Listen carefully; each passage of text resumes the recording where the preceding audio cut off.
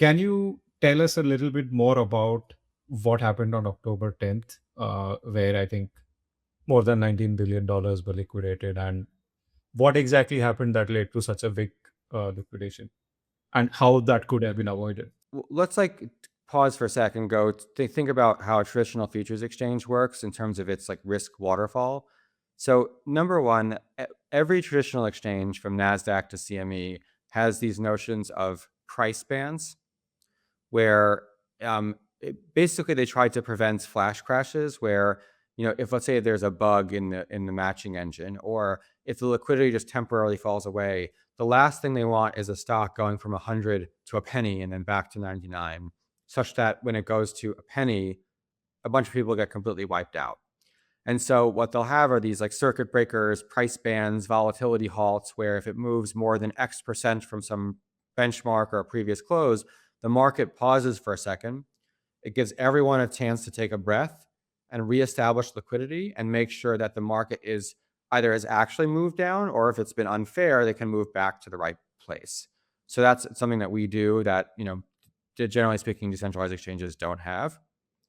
The second is that traditional exchanges don't generally do auto liquidation. In fact, the exchanges themselves don't do it at all. It's all the intermediaries that do it, where if someone is starting to breach their maintenance margin levels, they get a call, an actual call or an email, and say, hey, within 24 hours, you need to top up your account, or else we're going to have to take down your positions.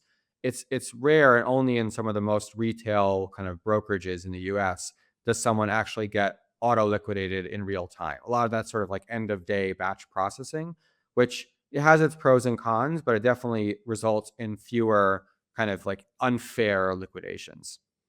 The third is that in traditional exchanges, there's this notion of a default fund or an insurance fund, where either the exchange itself or the participants will put up capital to serve as the backstop, to serve as the buffer layer to make whole the whole system in case one account gets blown out and there's not enough margin to cover their account.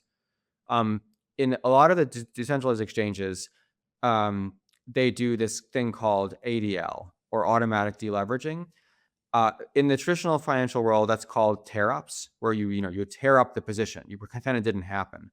And that is often the very, very, very last resort in a traditional exchange. Whereas for a lot of DEXs, it's the first thing they do, is they cancel all the winning positions in order to make whole the ones that have lost. And so what happens here is on October 10th, there was a crazy move in one benchmark price from one exchange. Too many exchanges depended on that one benchmark exchange.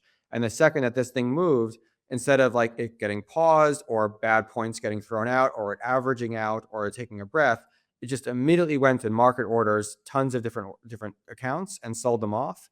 And that caused a cascade. And so again, I love the fact that in the crypto world, we have tried to create market structure that's on the bleeding edge and very much kind of reinvented the traditional financial system from scratch in a way that's hopefully better. At the same time, you find that people are relearning the risk management learnings of the traditional world that have been hard, baked into exchanges for decades from scratch.